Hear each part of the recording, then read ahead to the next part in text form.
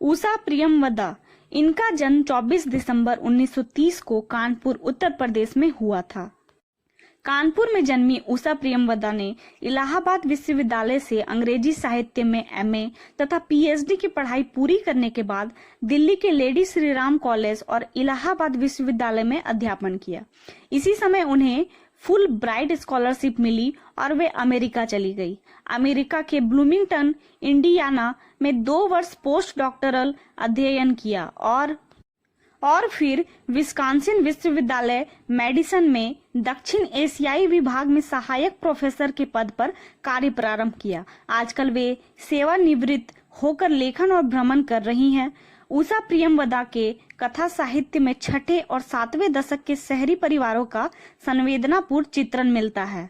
उस समय शहरी जीवन में बढ़ती उदासी, अकेलेपन, उब आदि का अंकन करने में उन्होंने अत्यंत गहरे यथार्थ बोध का परिचय दिया है।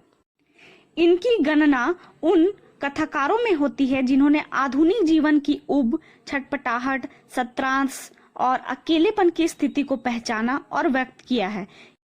यही कारण है कि उनकी रचनाओं में एक और आधुनिकता का प्रबल स्वर मिलता है, तो दूसरी ओर उसमें विचित्र प्रसंगों तथा संवेदनाओं के साथ हर वर्ग का पाठक तादात्म्य का अनुभव करता है।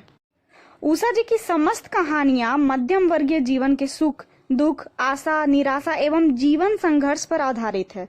स्त्रियों की दशा को लेकर नई पुरानी पीढ़ी के टकराव का चित्रण किया है। हॉस्टल में पढ़ने वाली छात्रा, नौकरी पैसा, अकेले रहने वाली औरत, विदेश जाने वाली स्त्री के संत्रास का चित्रण इन्होंने बखूबी किया है।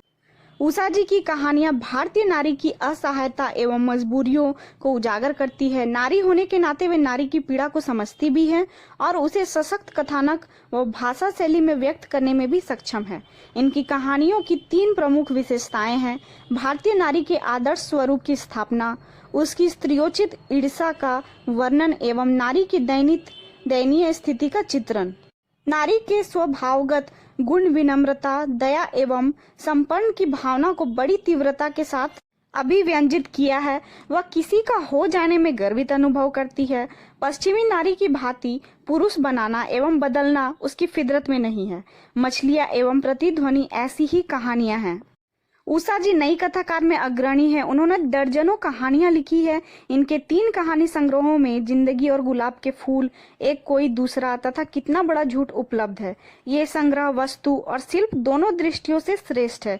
उनकी कहानियों में वापसी, मछलियां और प्रतिध्वनि उल्लेखनीय है। इनकी लिखी हुई उल्लेखनीय उपन्यासों में से है रुकोगी नहीं राधिका, शेष यात्रा, 55 खंबे लाल दीवारें, अंतवर्षी, भया कबीर उदास। ये सारे इनकी प्रमुख उल्लेखनीय उपन्यास हैं और इन्हें वर्ष 2007 में पद्म भूषण डॉक्टर मोटूरी सत्यनारायण पुरस्कार से सम्मानित किया गया था।